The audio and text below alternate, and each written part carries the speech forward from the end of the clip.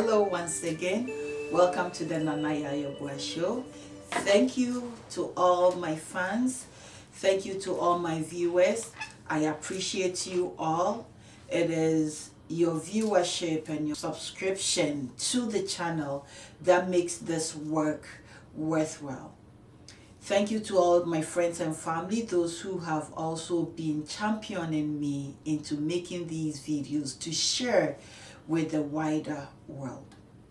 Welcome to the second portion of Own Your Life. This is the Yeboaa Show.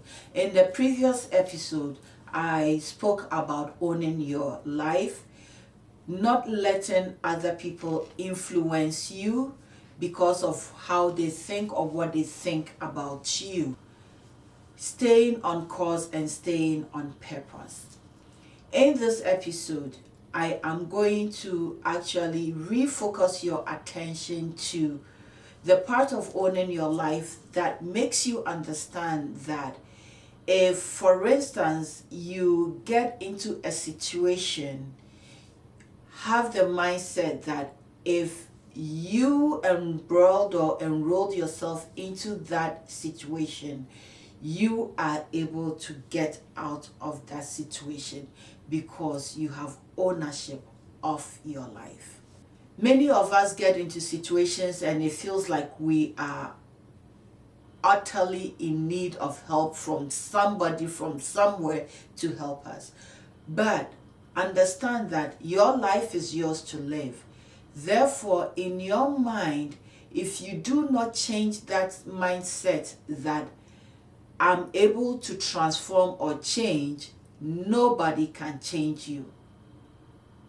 Therefore, when you own your life, own your responsibility to being where you are, that is where transformation begins.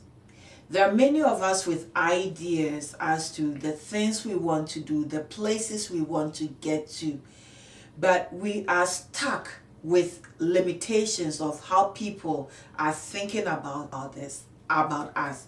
I spoke about this in the previous video. When we do that, we get stuck. When we do that, people own our lives. We don't own our lives. Therefore, I would say if you have an idea and you put it out there and you get no, it's not possible. This is what I always say. Even within the word impossible, there is possible. If you know yourself and understand yourself and are in tune with yourself, you know that there is a possibility. You would be able to do it.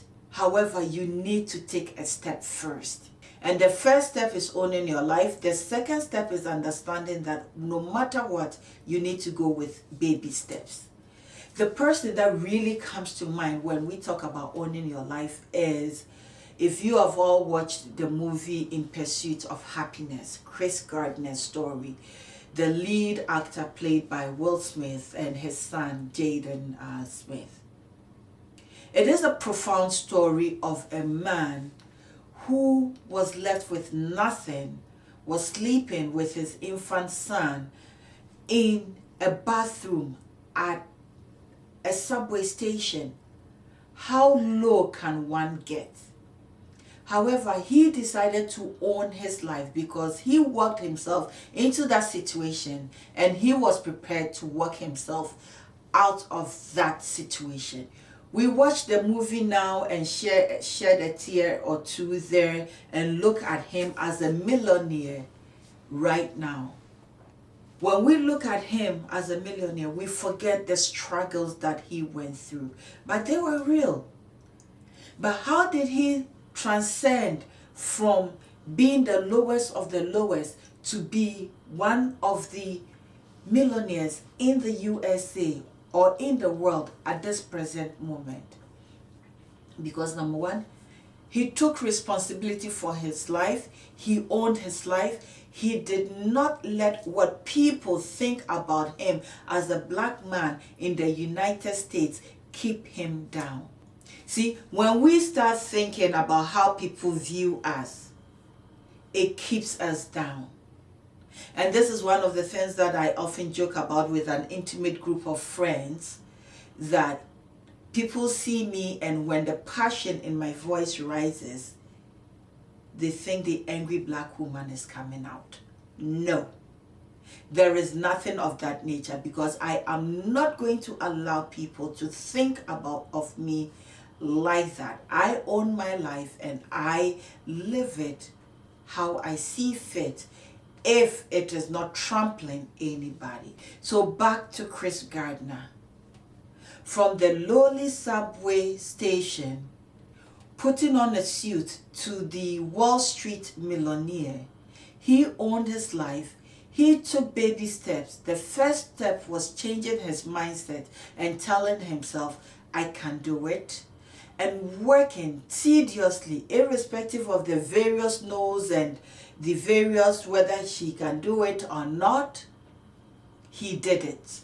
If he had gone into the interview thinking of how people will look at him, judge him as a black man in a white space, he would never have stepped foot into that office. But he knew within himself that he was capable. So you got to ask yourself, am I capable? And if you have the answer to it, if it is yes, start taking your baby steps towards that dream. If it is no, start taking the steps to making yourself capable. There is no out. There is only an in. So own your life, own your future, and the rest will fall into place. This has been another episode of the Yeboaa Show. Like, share, and subscribe. We will be back to you with another video to motivate you, to inspire you, and we are always here for you. Thank you.